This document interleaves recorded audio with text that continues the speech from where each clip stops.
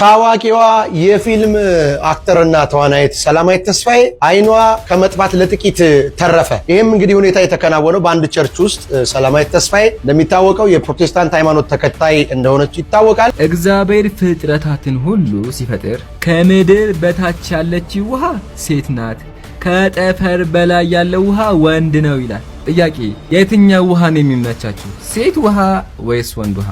አሰላሙ አለይኩም። እንኳን መጽሐፍ ቅዱስ ሊያውቅ ቀርቶ ክላሲካል እንኳን አረቢክ እንዴት ማወቅ ያለው። ስለዚህ ወገናችን የትኛው የሚመቻችኋል ሴት ውሃ ወይስ ወንድ ውሃ ብያለ በመሳለቅ በሹፈት ሞክ እያረገ ሲናገር ስንሰማው አይነ ልቦናህን ያብራልህ ነው የምንለው። ድንገት ራሳቸውን የቤት ባለቤት ሆነው የሚያገኙ ሰው አሜን። በድንገት ራሳቸውን የፋብሪካ ባለቤት ሆነው አሜን። እህት አብያተ ክርስቲያናት የሚባሉት እነ ግብጽ እንኳን አይሸፍኑም። ግብጽ ስርዓቷ የጠፋባት የነደደች የጥንት ሰዶምን የመሰለች ከተማ ናት። አርአይ አድርገህ ስትንቀሳቀስ ይደንቀኛል። ያኔ እኮ ግብጽ ብለን በቅዳሴውም ስርዓተ ግብጽ የምንለው እኮ ጥንት በነበራት ነው እንጂ ዛሬ ባላት አይደለም። ዛምጽስ ላይ መስጠት ነው አምንተሽ መስጠት ነው።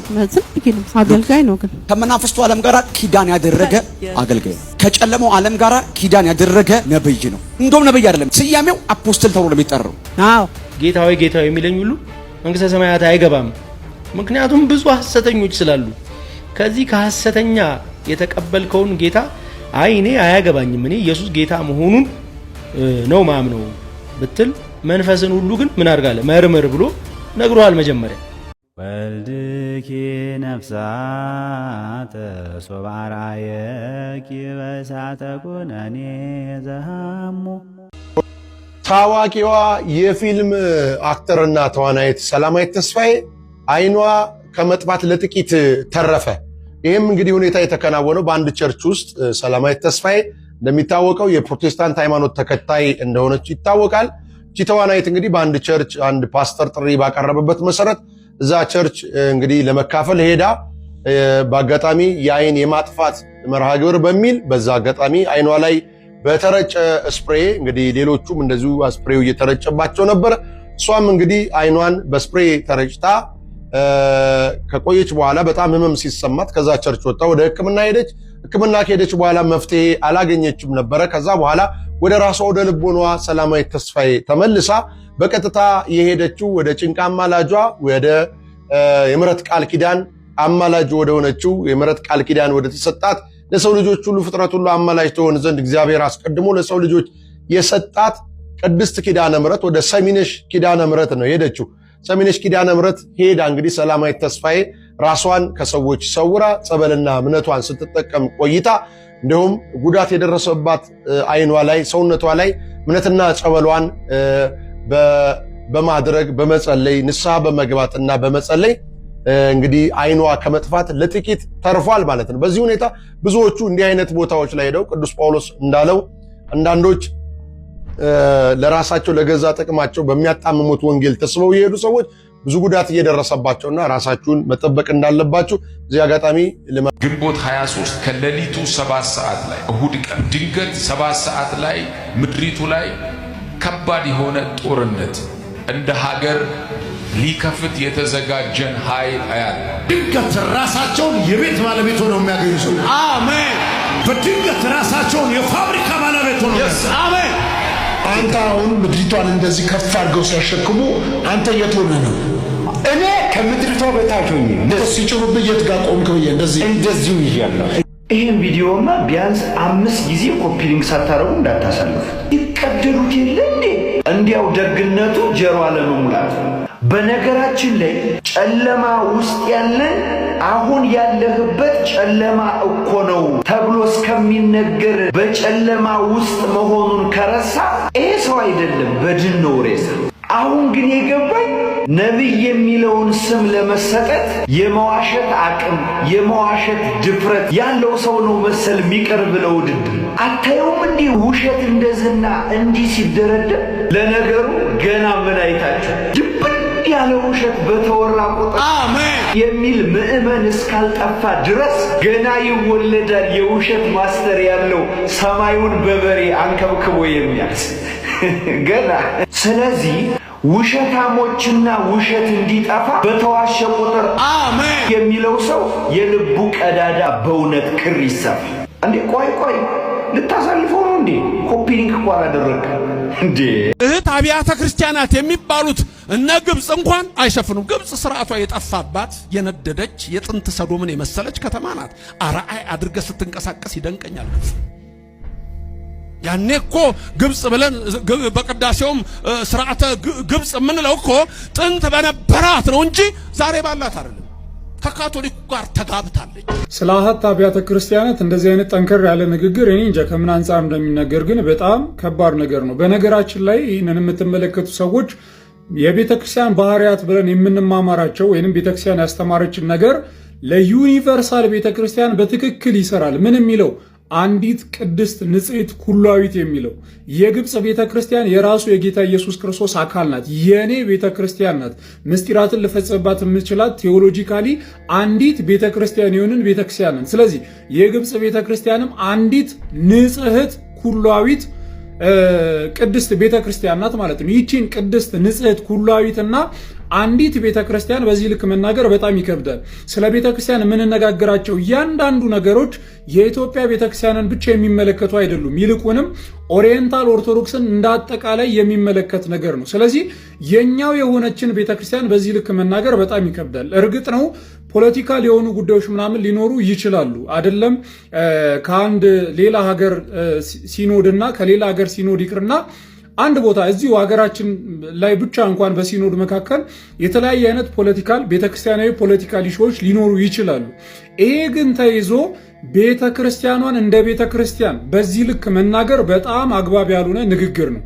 ፖለቲካል ኢሹዎችን ነክሶ መናገር ይቻላል። የግብጽ ቤተክርስቲያን አባቶች በኢትዮጵያ ላይ እንደዚህ አይነት ነገር አድርገዋል ምና እየተባለ ማለት ነው። ግን ቤተክርስቲያኗን እንደ ቤተክርስቲያን በዚህ ልክ መናገር ፍጹም ስህተት ነው። ቴዎሎጂካሊ ስህተት ነው።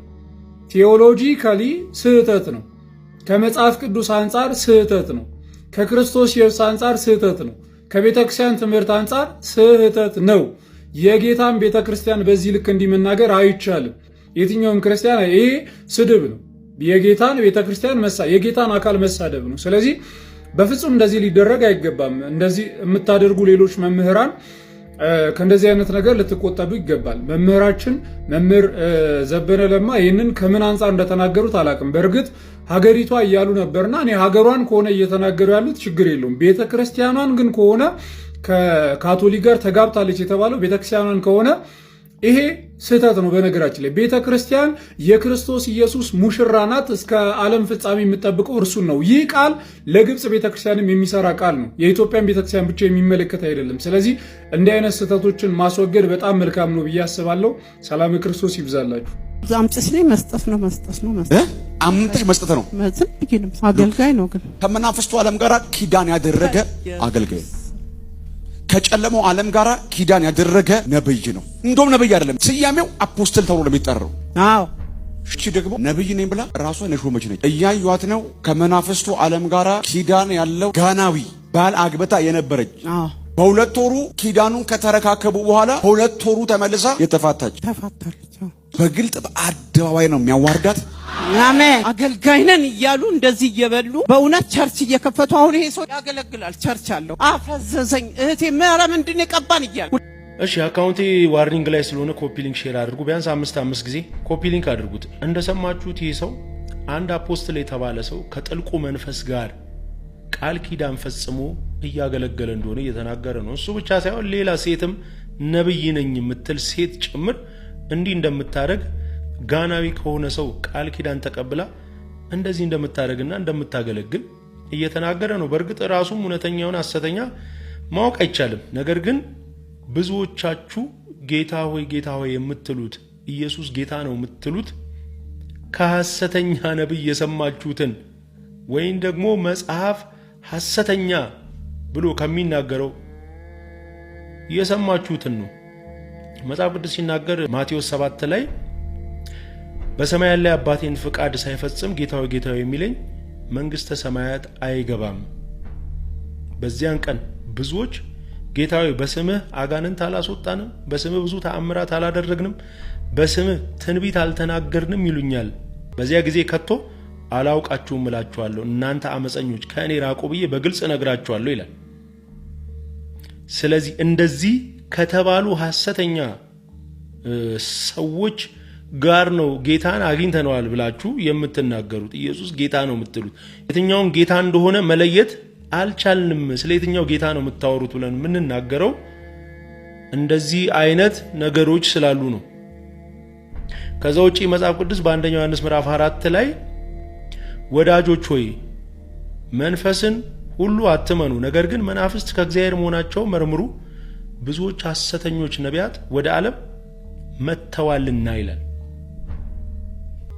ስለዚህ ብዙዎች ሐሰተኛ ነቢያት እዚህ ምድር ላይ ያሉ ምን የሚሉ ጌታ ሆይ ጌታ ሆይ እያሉ ብዙዎችን የሚያሳስቱ እነሱም ብቻ ሳይሆን የሚከተላቸውን አዳራሽ ሙሉ ሕዝብ ይዘው ወደ ጥልቅ የሚወስዱ ማለት ነው። ከጥልቁ ዓለም ጋር ቃል ኪዳን ፈጽመው ምዕመኑንም ወደ ጥልቅ ይዘው የሚሄዱ ሰዎች አሉ ማለት ነው። ኢየሱስ ጌታ ነው ስላልክ እውነተኛውን ጌታ አምላኬ እያልክ እንዳልሆነ መጽሐፍ እየነገረ ነው። ጌታ ሆይ ጌታ ሆይ የሚለኝ ሁሉ መንግሥተ ሰማያት አይገባም፣ ምክንያቱም ብዙ ሐሰተኞች ስላሉ። ከዚህ ከሐሰተኛ የተቀበልከውን ጌታ እኔ አያገባኝም፣ እኔ ኢየሱስ ጌታ መሆኑን ነው ማምነው ብትል መንፈስን ሁሉ ግን ምን አድርጋለ መርምር ብሎ ነግሮሃል መጀመሪያ። ስለዚህ ወጥተህ ኢየሱስ ጌታ ነው ጌታን ተቀበል እንደዚህ ብለህ ስትናገር የእውነት መጀመሪያ መንፈሱን መርምርሃል ወይ ነው። ምክንያቱም እንደሰማችሁት ከጥልቁ ዓለም ጋር ቃል ኪዳን ፈጽመው አገልጋይንን የሚሉ ሰዎች ቸርች ከፍተው እያገለገሉ ስለሆነ ማለት እኔ አይደለም ያልኩት ነብይ ነኝ ያለ ሰው ነው የተናገረው። እንዲህ ተደረግኩ ያለች ተበዳይ ናት የተናገረችው። ስለዚህ የት ቦታ እንደምትሄዱ ለዩ፣ መንፈስን መርምሩ ነው ብላችሁ ይሄንን ስናገር እንደ ጥላቻ ካያችሁት እንግዲህ እኔ ምንም ማድረግ አልችልም። ለማንኛውም ይሄን ቪዲዮ ኮፒ ሊንክ ሼር ማድረጋችሁና ማድረሳችሁ እንዳትረሱት። ጊዮርጊስ ቤተክርስቲያን ሄዶ ጊዮርጊስ በቃ እኔ መኪና ፈልጋለሁ መኪና ስጠኝ ምናምን ነገር ይለዋል። ከዛ እኔ እስካሁን በፈረስ መንገድ እንትን መኪና ያምራል። ቆይ እንደዚህ ብላችሁ የምትናገሩ ሰዎች ግን እንዲሳቅላችሁ ነው ወይስ ምን አይነት ዋጋና ተርፍ ለማግኘት ብላችሁ ይሄንን ጸያፍ ቃል የምትናገሩት? በእናንተ ቤት ቀልዳችሁ እግዚአብሔርን አስቀየማችሁ ሰውን አስደስታችሁ ለመኖር ነው ሐሳባችሁ። ግን ደግሞ በሰማዕታት ሁሉ አለቃ በቅዱስ ጊዮርጊስ ላይ እንደዚህ ማፌዝና መቀለዱ ምን ዋጋ ያሰጠኛል ብለሽ ነው አንቺስ እንደዚህ አፍሽ የምትከፍቹና የምትናገሪው? ምን አይነት ዋጋ ምን አይነት ክብር ያሰጠሻል የንግግርሽ? ሰዎች ለአንድ ሁለት ደቂቃ ይስቃሉ ይረሱታል፣ ድጋሚ ባይዩትም አይስቁም። አንቺ ግን የዘላለም እሳትን በዚህ ትከናነቢያለሽ። ምክንያቱም ቅዱስ ጊዮርጊስን ገና አላወቅሽውም፣ ክብሩን ገና አልጠየቅሽም፣ አልተማርሽም። እንዲህ ቅዱስ ጊዮርጊስ ላይ አፍሽን መክፈትሽና ማላገጥሽ የሚያሳየው ገና ቅዱስ ጊዮርጊስን በቅጡ አለማወቅሽን ነው። ስለዚህ እስቲ ግቢና ገድለ ቅዱስ ጊዮርጊስን አንብቢ። ቅዱስ ጊዮርጊስ ማን ነው? ክብሩ ምንድነው? ማንን አዋርዷልኝ ብለሽ እስቲ ለመጠየቅ ሞክሪ። ኃያል ነኝ ያለው ያ ታላቅ ዲዮቅልጥያኖስ የመጨረሻው እስትንፋሱ ማብቂያው የመንግስቱ መጨረሻ የሆነው በቅዱስ ጊዮርጊስ ቤተክርስቲያን እንደሆነ አንብቢ እስቲ። እንዴት ክፎችን እንደሚቀጣ እንዴት ክፎችን እንደሚያጠፋ ተመልከሽና ተረጂ። ማንም ሰው በዚህ ቀልድሽ አይስቅም፣ ቢስቅም ደግሞ አይስቅልሽም። አንቺ ግን በዚህ ንግግርሽ የዘላለም ቁጣ እሳትን ትቀበያለሽ። ምክንያቱም አፍሽን እንደምከፍቹ በተራ ሰው ላይ አይደለም፣ እንኳን ቅዱስ ጊዮርጊስ ላይ ይቅርና ተራ ሰው ላይ እንኳን እንዲማሾፍና መቀለድ አርያ ስላሴ ላይ መቀለድና ማላገጥ ነው፣ ሰሪው መሳደብ ነው። ስለዚህ እንዲህ ብለሽ ከዚህም በኋላ ቪዲዮ ባስተሪ ከዚህ በፊት አንድ ሁለት ቪዲዮዎች እንዲለቀሽ ዝም ስላልን ልክ ነሽ ቀጥይበት የተባልሽ መሰለሽና አሁንም በዚህ ልክ ያላገጥሽና አፍሽን እየከፈትሽ ትገኛለሽ። ስለዚህ ብቻ ክብሩን ወቂ።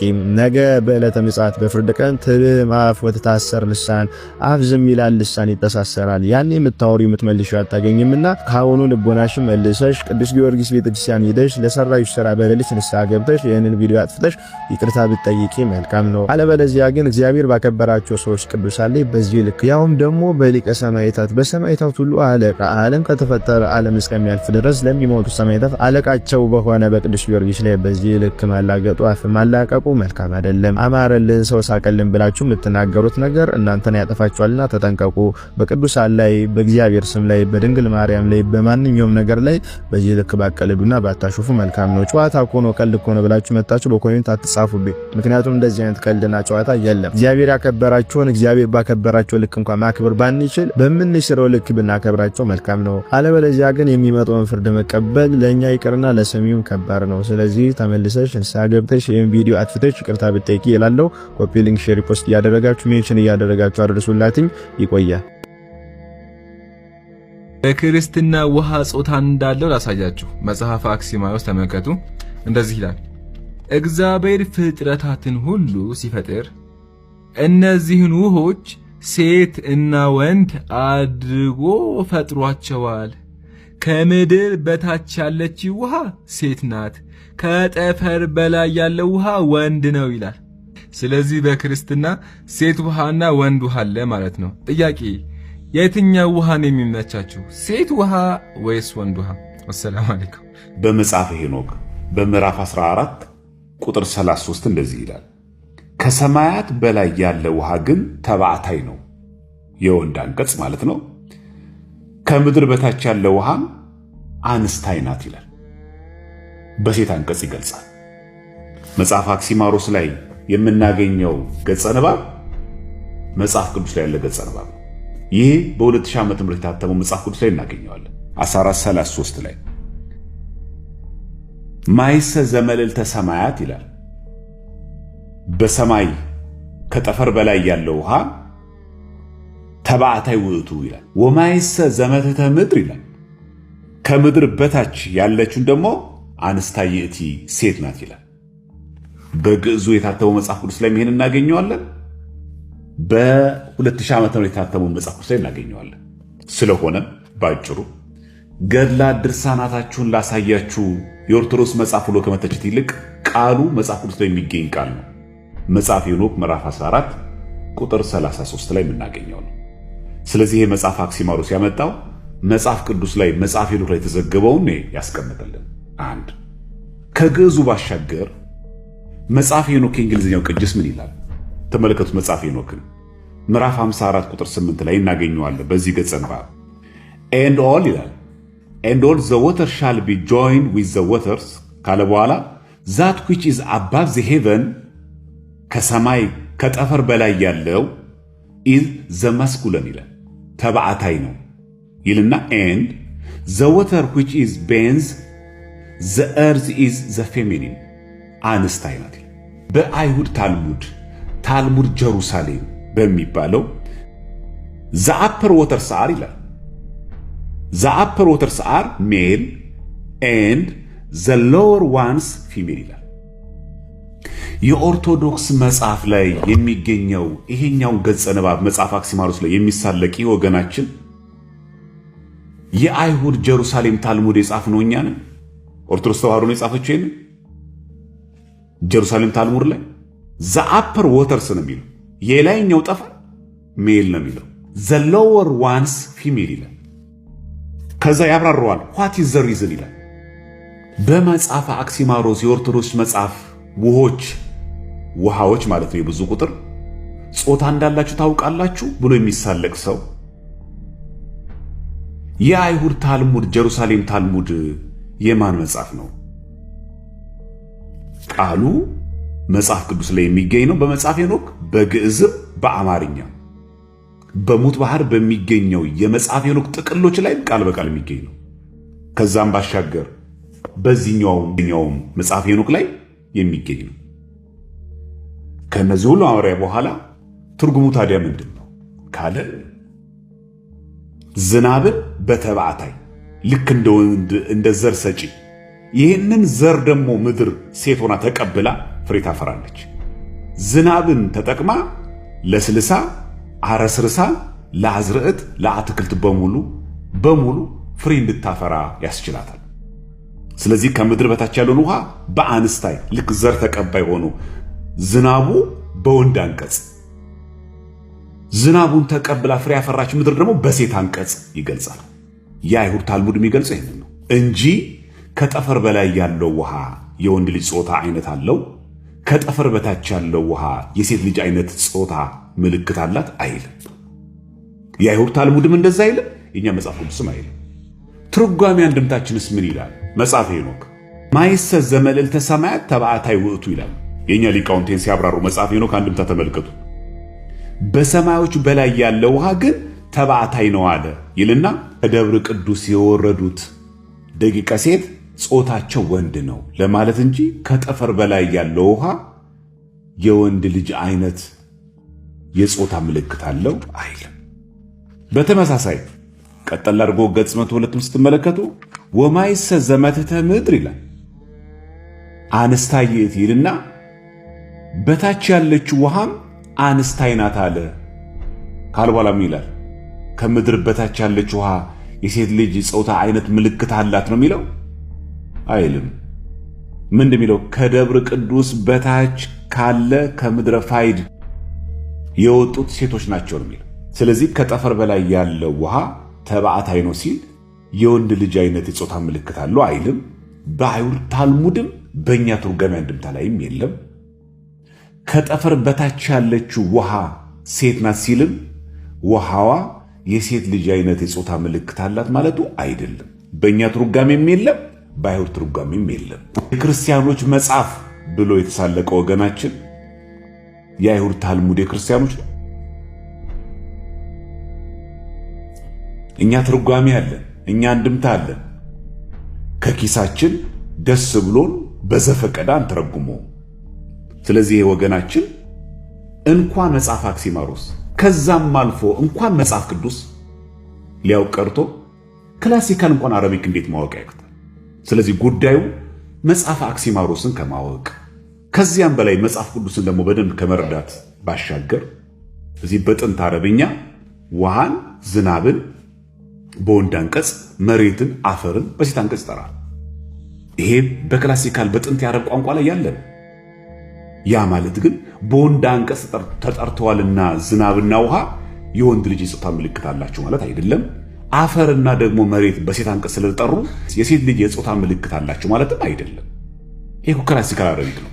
ጉዳዩ እኮ ሰዋሰው ቋንቋ ነው፣ አገባብ ነው። ይሄ ግራመር ነው። ስለዚህ ወገናችን የትኛው ይመቻችኋል ሴት ውሃ ወይስ ወንድ ውሃ ብያለ በመሳለቅ በሹፈት ሞክ እያደረገ ሲናገር ስንሰማው አይነ ልቦናህን ያብራልህ ነው የምንለው። ኦርቶዶክሳዊ ቤተክርስቲያናችን ትምህርት ያን ስለሚገልጽ ማንም ላይ እንድንሳለቅ ማንም ላይ ክፉን በክፉ ሞክ ስላደረገ አንድን ሰው በሹፈት መልሱ ብሎ ስለማታስተምረን ቤተክርስቲያናችን አይነ ልቦናህን ያብራልህ እንላለን። እኛ ግን ቤተክርስቲያናችን በመጽሐፍ ቅዱስ በብሉይ በሐዲስ በግዕዝ በአማርኛ እንዲሁም በእንግሊዝኛው መጽሐፍ ሄኖክ ከዚያም አልፎ ደግሞ ጀሩሳሌም ታልሙድ ላይ ቃል በቃል የሚገኘውን ገጸ ንባብ አይምሮ ላለው ሰው አሳይተናል። ላንተም አይነ ልቦናህን አብሩቶ ወደ ቀናው ኦርቶዶክሳዊት የቤተክርስቲያናችን በረት እንዲያስገባ የአምላካችን ቅዱስ ፍቃድ ይሁንልን። ሁላችንም ከነማህተባችን ለክቡር ሞት ያብቃን። ወስብሐት ለእግዚአብሔር።